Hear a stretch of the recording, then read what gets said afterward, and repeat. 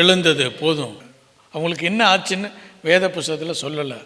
புரிந்து கொள்ள வேண்டுமே ஆனால் நம்ம ஒரு பண்டிகையை குறித்து பார்க்கணும். முதற் பலன் என்று சொன்னால் என்னன்னா, முதலாவது ஆசாரியர்கள் என்ன செய்வாங்க, ஒரு நிலத்தை எடுத்துக்கொள்வாங்க. இந்த வருடத்தில் இவருடைய நிலம் கர்த்தருடைய நிலமாக எடுத்துக்கொண்டு அந்த இடத்துல பயிரிடுவார்கள். முதலாவது வளரும்ல, பெருசாக வளரும். அப்போ ஒரே ஒரு கதிர் மட்டும் வளராது. எப்படி வளரும்? கொஞ்சம் நிறைய வளரும். அப்போ என்ன செய்வாங்கன்னா, ஒரு பெரிய ஒரு கயிறை எடுத்து அதை சுற்றி போடுவாங்க. போட்டுட்டு இந்த முதற் பலன் யாருடையது? கர்த்தருடையது. அதிலிருந்து ஒரு சில்ல கதிரை மட்டும் கட் பண்ணிட்டு உயர்த்துவான்.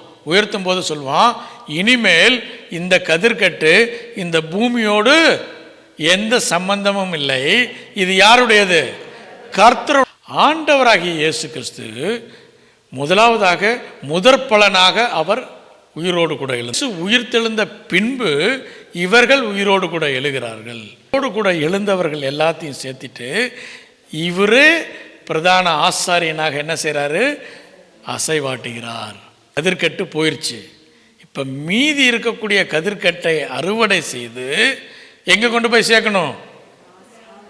ஆலயத்தில் கொண்டு போய் சேர்க்க வேண்டும். திருச்சபை முதற் பலனினுடைய கதிர்கட்டாக இந்த உலகத்திலே வைக்கப்பட்டிருக்கிறது.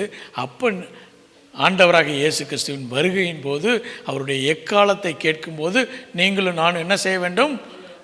உயிரோடு கூட மறுரூபமாக்கப்படுவோம்.